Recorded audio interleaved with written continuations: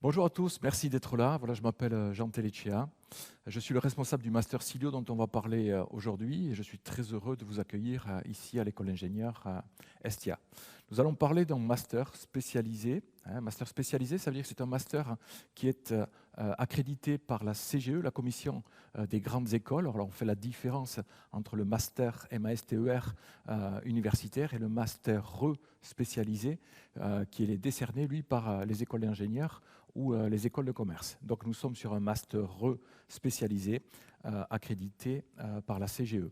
Alors c'est un master qui a une vingtaine d'années et puis depuis 20 ans, ce master forme les responsables d'activités logistiques ou ce qu'on appelle au sens large la supply chain. Donc ce sont des cadres qui ont une responsabilité importante dans la gestion des achats, des approvisionnements, de la production ou de l'entreposage. Voilà. Alors, notre master a 20 ans, mais c'est un master qui évolue énormément. Et on verra que cette année, il va prendre en plus, non pas une évolution, mais une révolution. C'est-à-dire qu'on va intégrer tous ces concepts de la circularité. J'espère que vous pouvez lire. Voilà, dorénavant, notre master Silio s'appelle Circularity for Innovative Operations. On a intégré toutes ces notions de circularité. Pourquoi ? Parce que vous savez que les entreprises sont soumises à des réglementations environnementales qui sont fortes aujourd'hui. Elles doivent maîtriser la gestion des déchets, elles doivent maîtriser la pollution qu'elles peuvent provoquer, qu'elle soit dans l'air ou qu'elle soit dans l'eau. Vous savez que les entreprises ont des véritables aujourd'hui difficultés à s'approvisionner dans certaines matières premières et dans certains composants. Le prix de l'énergie ne cesse d'augmenter et on constate un nouvel état d'esprit des entrepreneurs et des collaborateurs qui veulent maîtriser leur impact sur l'environnement. Donc notre formation a pris le parti d'intégrer les concepts de l'économie circulaire dans les concepts de l'usine du futur et la recherche de performance globale que l'on avait jusque-là. Notre master était construit pour répondre justement à ce modèle de l'usine du futur et de la performance globale. Aujourd'hui, il faut le faire avec un nouvel environnement, celui des nouveaux modèles économiques liés à la circularité. Notre master Silio est un double diplôme. Donc quand vous passez notre master, vous sortirez avec à la fois le master spécialisé Silio, décerné par l'Estia, et le master MASTER, master 2, management de projets industriels durables de l'Université de Bordeaux et de l'IAE de Bordeaux en particulier. Alors, qu'est-ce que ça veut dire se former au management de la performance durable de la supply chain? Et quelles sont les compétences que nous allons chercher à développer chez vous? Alors bien sûr, lorsqu'on évolue dans une entreprise, quel que soit le service dans lequel on évolue, qu'il soit financier ou celui des ressources humaines, on va aller chercher la performance à travers chacun de ces services. Nous, en tant qu'école d'ingénieurs, on a défini une définition de la performance globale, de la performance durable, à partir de 3 niveaux de compétences. Le premier niveau, dans mon service, il faut que je mette en place les bonnes politiques de gestion. Je ne peux pas imaginer parler de performance si je n'ai pas mis les bonnes politiques de gestion adaptées à ma clientèle, à l'évolution de mon marché ou à mes fournisseurs et à la spécificité de mon fournisseur. Lorsque on a maîtrisé ces processus, alors on est capable de passer à une autre étape de la performance, où on va aller chercher la performance, c'est celui de l'amélioration continue. Je maîtrise mes processus, je vais essayer de les améliorer. On parle d'amélioration continue, on va vous transmettre des compétences en amélioration continue. Vous connaissez tous ces concepts de Lean et de Six Sigma. Lorsque j'ai amélioré ces processus, je vais pouvoir utiliser la technologie pour aller plus vite, partager plus d'informations, faire des traitements de données encore plus importants, et donc je vais aller digitaliser mes processus. Ces processus qui ont été améliorés et ces processus qui sont maîtrisés. Voilà.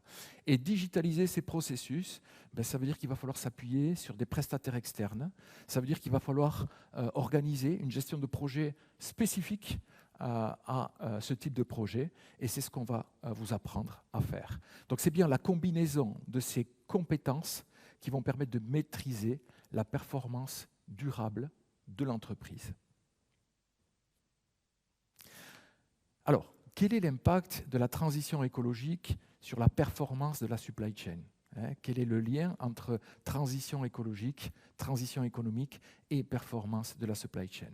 Donc on a justement des normes et une réglementation qui va impacter notre activité. Donc les gouvernements imposent des réglementations plus strictes pour réduire les émissions de gaz à effet de serre, limiter la pollution de l'air, de l'eau, j'en ai parlé tout à l'heure, et protéger les écosystèmes. Cela oblige les industries à investir dans des technologies plus propres et à modifier les processus de production pour être conformes à ces normes environnementales.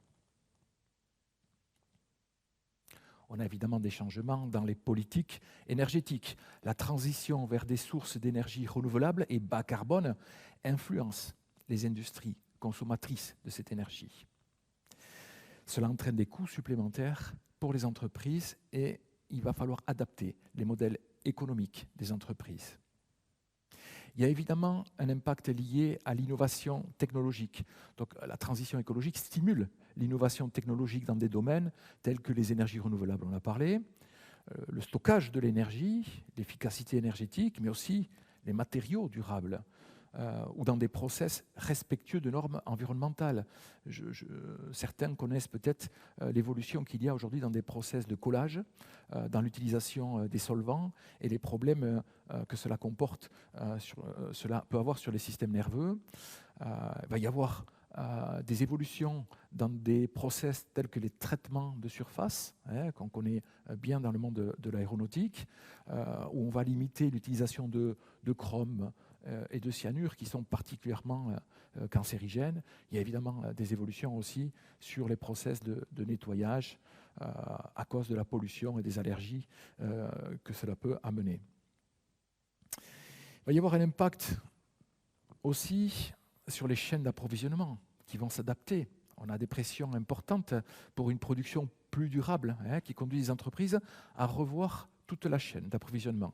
Cela implique l'adoption de pratiques d'approvisionnement responsables, la réduction de la dépendance à l'égard de ressources qui sont non renouvelables et le développement de partenariats avec des fournisseurs qui partagent les mêmes valeurs, notamment des valeurs écologiques. Ce nouveau modèle logistique, il va avoir un impact aussi sur les modèles commerciaux.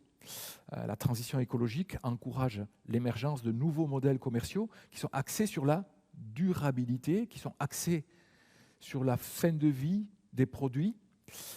On peut évoluer vers de la location de produits. On n'est plus seulement un fabricant qui vend et qui va estimer sa performance en fonction du chiffre d'affaires, de la quantité vendue, mais pour optimiser ce qu'il peut produire, il va mettre à disposition de nouvelles façons son produit, notamment par la location. Donc évidemment, on est sur des modèles qui ont un impact important dans la gestion de l'entreprise. On a évidemment un impact qui est lié à l'aspect investissement durable. Les entreprises sont aujourd'hui soumises à des pressions financières pour intégrer des considérations environnementales, mais sociales ou de gouvernance dans leurs activités. Dans le même temps, les investisseurs privilégient souvent les entreprises qui prennent des mesures fortes en faveur de la durabilité. Voilà. On a vu l'impact de la transition écologique sur les entreprises. Et notre formation, elle va s'adapter à tout ça, puisque on a parlé de l'évolution des normes environnementales et on va vous apprendre à mener une veille sur les normes, les réglementations environnementales. On va vous apprendre à travailler sur ce qu'on appelle dans l'entreprise, vous connaissez le management de la qualité, avec son ISO 9001, sa certification. Vous connaissez peut-être moins, c'est le management environnemental, avec son référentiel ISO 14001. On va intégrer des nouveaux modèles de gouvernance, donc on va vous apprendre la responsabilité sociétale des entreprises et comment est-ce qu'on gère l'inclusion de personnes avec des handicaps dans vos services. On va travailler sur l'éco-conception. Qu'est-ce que c'est l'éco-conception de produits et l'analyse du cycle de vie de produits où on va vous apprendre à mesurer l'impact sur l'environnement de ce que vous fabriquez. On va aborder des sujets comme le passeport numérique des produits. C'est-à-dire que petit à petit, on va associer un passeport digitalisé à chacun des produits pour qu'on puisse le réutiliser, le réparer, le réemployer. D'accord ? On va vous apprendre à avoir une gestion des achats durables, à mettre en place une nouvelle politique et une nouvelle relation avec vos fournisseurs, des politiques qui vont changer de l'aspect uniquement financier et logistique, mais on va mettre en place des partenariats à long terme. On va évidemment vous transmettre ces concepts de modèles de circularité, qui sont ces nouvelles offres clients dont je vous parlais tout à l'heure, qui vont aller jusqu'à la location de produits. Et on va évidemment aborder une dimension financière à travers la viabilité économique des projets durables. Alors, à qui s'adresse-t-on ? Qu'est-ce qu'un manager de la performance de la supply chain ? Alors, ce manager-là, il faut savoir qu'environ 100% de nos étudiants, en sortant de master, trouvent un emploi, mais comme on s'adresse à des gens qui suivent des études ou donc qui sont en continuité d'études ou qui sont salariés ou qui sont demandeurs d'emploi, on peut avoir aussi des gens salariés qui vont avoir derrière une promotion. 100% de nos étudiants, dans les 2 mois, soit trouvent un emploi, un demandeur d'emploi trouve un emploi, ou un salarié bénéficie d'une promotion à l'issue de cette formation.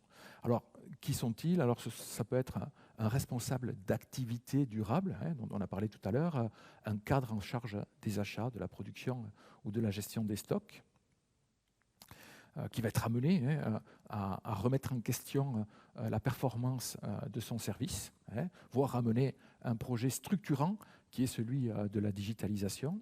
Ça peut être un responsable de service support. On peut ne pas être un opérationnel et gérer un atelier de production, mais travailler dans un service qualité ou être responsable d'un service d'amélioration continue. Donc on est responsable d'un service support où on est à la disposition de l'activité. Et on a énormément d'étudiants qui intègrent le monde du conseil à l'issue de notre formation.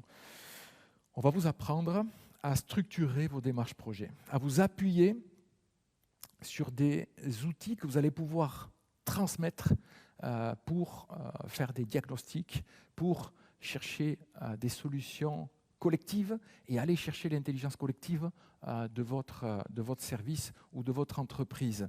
Et c'est quelque chose qui est beaucoup appliqué dans le monde du consulting.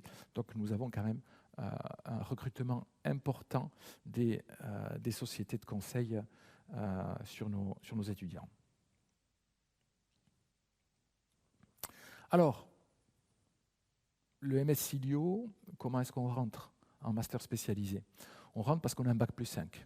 On a un diplôme d'ingénieur, on a un diplôme de gestion, on a un DEA, un DESS, un master. D'accord ? Ça, c'est la voie classique. Après, on a des voies dérogatoires. Si vous avez un master M1, si vous avez une licence une L3, il est possible aussi, par la VAPP, la validation des acquis professionnels, d'intégrer notre master Et là, vous êtes soumis à des quotas et à une analyse de dossier spécifique. Voilà. Je vous l'ai dit tout à l'heure, on s'adresse à des étudiants en continuité de formation, d'études, ou des salariés qui viennent dans ce master suivre une formation continue, ou à des demandeurs d'emploi. Alors c'est vrai que cette formation qui est en alternance, avec 1 semaine de formation par mois et 3 semaines environ de présence en entreprise, convient très bien aux salariés, mais convient très bien aussi à des étudiants qui aspirent à avoir des compétences théoriques et les mettre en œuvre immédiatement pendant 3 semaines par mois dans leur entreprise d'accueil via la formule de l'apprentissage, via la formule du contrat de professionnalisation ou via tout simplement le principe de stage alterné. Donc le master en 5 points, d'abord, même si c'est une formation avec un double diplôme de l'université de Bordeaux, c'est une formation qui se déroule ici au Pays Basque, à Bidart. Il s'agit d'un double diplôme, Hestia, Université de Bordeaux, IAE de Bordeaux en particulier. C'est une formation en alternance, 3 semaines par mois en entreprise, 1 semaine par mois ici à l'Hestia. Et il est possible de passer ce qu'on appelle la certification chef de projet Green Belt Level, c'est-à-dire que vous connaissez tous le Lean, l'amélioration continue, et donc le référentiel Lean Six Sigma a mis en place un système de certification des chefs de projet. Donc on peut être, comme dans le judo, ceinture jaune, ceinture verte ou ceinture noire. Ceinture jaune, je maîtrise les outils de l'amélioration continue. Donc on va passer une évaluation pour ce type de certification.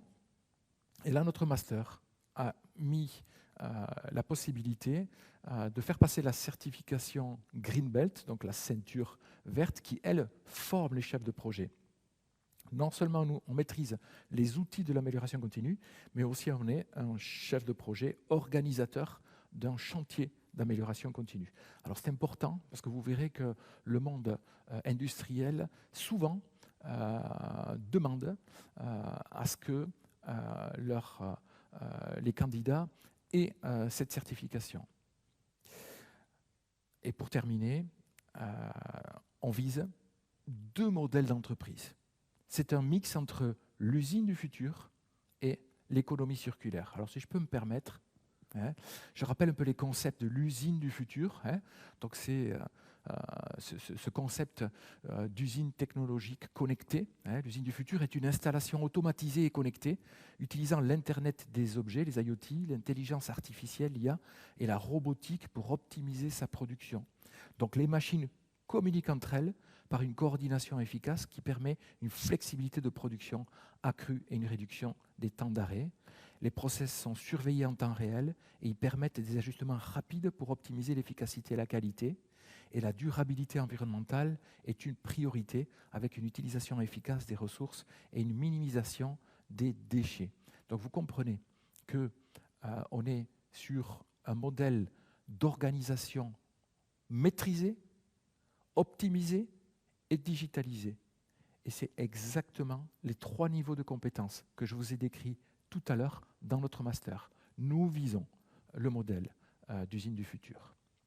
Il n'empêche que cette usine du futur, elle doit évoluer dans un environnement particulier aujourd'hui, respectueux de la planète, respectueux du territoire où elle est, respectueux de ses salariés. Donc, on vise aussi l'économie circulaire. C'est un modèle d'entreprise de l'économie circulaire qui repose sur la réduction, la réutilisation et le recyclage des ressources. Il va falloir qu'on vous transmette ce que ça veut dire. Les entreprises conçoivent des produits durables qui favorisent la réparation et la remise à neuf et intègrent des matériaux recyclés dans leur processus. Voilà ce que c'est l'économie circulaire. Et elles adoptent des modèles de consommation basés sur l'allocation, le partage, la consommation responsable pour minimiser les déchets et maximiser l'utilisation efficace des ressources. On va quand même aborder le programme. Le programme, il est construit autour de 4 blocs de compétences. On appelle ça des blocs de compétences, BC1, BC2, BC3, BC4. Des blocs de compétences. Le premier va viser à améliorer la stratégie de la supply chain. Donc vous avez sur 420 heures, une centaine d'heures. Le second bloc de compétences va viser à manager une activité logistique. Donc dans les deux cas, on s'adresse à des responsables d'activité logistique. Le bloc 2 va vous rappeler les concepts de la gestion. Mais comme vous êtes à des postes d'encadrement importants, il va falloir construire une stratégie pour votre activité. C'est le bloc de compétences numéro 1. Avec ces 2 blocs de compétences, vous allez maîtriser votre activité logistique. Le troisième bloc de compétences s'appelle améliorer la performance de la supply chain. Donc vous allez être capable, et lui c'est le plus petit, avec une quarantaine d'heures, vous allez être capable de remettre en question les organisations. D'accord ? Et là, c'est là où on parle de Green Belt et de Lean. Le quatrième bloc, qui est le plus important, presque 150 heures, c'est un bloc qui va permettre de manager la transformation digitale. Je maîtrise mes processus, je les ai même améliorés. Aujourd'hui, je vais m'appuyer sur la technologie pour les digitaliser. D'accord ? On aura une vingtaine d'heures qui sont consacrées à la préparation des soutenances et du mémoire de fin d'études. Alors, je vous enverrai peut-être ces slides et on ne va pas les regarder en détail. Mais le premier bloc, qui s'appelle donc améliorer la stratégie de la supply chain, on va acquérir par le jeu et la pratique et l'exemple. Vous verrez que je me répète un petit peu à chaque fois, mais notre formation, il faut qu'elle soit pratique. Vous sortez d'une semaine de formation, vous partez en entreprise et vous mettez en œuvre immédiatement. On n'est pas là pour présenter uniquement les grands concepts et les grandes théories, on est là pour les mettre en pratique immédiatement. Donc il y aura énormément de jeux pédagogiques ou de cas d'études ou d'exemples. D'accord ? Donc on aura des méthodes pour mener une analyse financière, développer une stratégie logistique en maîtrisant les enjeux économiques et les techniques dans le respect des contraintes réglementaires, déployer une démarche durable et responsable. Voilà l'objet du premier bloc de compétences et avec un certain nombre de cours associés. Le deuxième bloc de compétences, donc là aussi une centaine d'heures, qui s'appelle manager une activité logistique, c'est acquérir par la pratique, le jeu et la simulation les logiques de pilotage de la supply chain. On va modéliser les organisations, on va adopter les méthodes de gestion industrielle. Management de la qualité, c'est important de mettre en place une qualité, être performant dans la qualité pour aller chercher la satisfaction de son client. Management des ressources humaines, maîtrise de l'impact environnemental de l'activité et mesure de la performance. Voilà, on va vous apprendre à gérer une activité logistique. Troisième bloc de compétences, c'est améliorer la performance de la supply chain. Donc volume horaire, une quarantaine d'heures. Acquérir par la pratique. Toujours pareil, la pratique et l'exemple. La culture de l'amélioration continue en environnement industriel. Diffuser sa culture, appliquer les outils Lean, adopter une démarche participative de conduite de projet, concevoir une organisation durable, déployée, standardisée. Standardisée, ça veut dire quoi ? On va mener une amélioration, mais cette amélioration, il va falloir que tout le monde se l'approprie. Donc on va rédiger ce qu'on appelle des standards à l'intérieur de l'entreprise et tout le monde va apprendre les standards pour que tout le monde travaille de la même façon. Ce travail que l'on applique de la même façon, c'est celui qui a été validé. On ne va pas donc improviser des façons de travailler différentes. Dernier bloc qui est important, donc manager la transformation digitale, 150 heures. On va acquérir par la pratique et par l'exemple des méthodes pour mener une stratégie numérique. Avant de travailler sur un projet, il va falloir d'abord qu'on brosse l'état des lieux de son système d'information et de l'ensemble des projets numériques associés.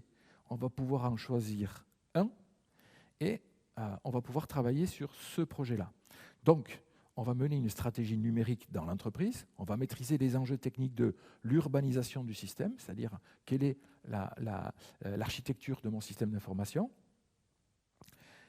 On va regarder les enjeux marketing, parce que de plus en plus, on digitalise la relation client. D'accord ? Et à partir de là, on va organiser un projet digital de la consultation jusqu'au déploiement. Et on va aborder évidemment des notions qui sont hyper importantes. C'est la data, la qualité de la data. ou la massification de la data, donc là on est dans le big data, voire le traitement de toute cette donnée à travers l'IA, l'intelligence artificielle. Il va falloir travailler sur le stockage de cette donnée, la data, le stockage physiquement ou peut-être à travers le cloud. Et il va falloir aussi protéger cette donnée. Et donc on va aborder des sujets comme la cybersécurité. Vous voyez, tout ça, c'est des sujets qui intéressent fortement l'entreprise. On ne fera pas de vous des informaticiens, mais des cadres qui sont capables de participer à des projets importants sur les systèmes d'information et d'aborder des concepts comme la cybersécurité ou l'IA parce qu'ils ont des enjeux sur votre activité. Je pense que j'ai fait le tour. Si vous allez sur notre site, sur le site de l'Estia, vous verrez donc, vous irez chercher le master spécialisé Cilio, et donc vous aurez nos contacts. Vous pourrez donc chercher, si vous avez des questions, à nous contacter. Vous aurez la liste des accréditations qui sont associées à ces formations. C'est important parce qu'elles sont finançables par les organismes de formation, donc il faut qu'elles soient accréditées. Donc vous aurez les accréditations disponibles sur notre site. Vous verrez les calendriers des admissions, donc elles viennent de commencer. Vous verrez aussi quelques résultats, insertion professionnelle, alors ils sont à 100%. Aujourd'hui, 100% de nos étudiants diplômés trouvent du travail dans les 2 mois de leur diplomation, les tarifs, et vous aurez les dossiers de candidature en ligne. Vous n'avez plus qu'à le compléter.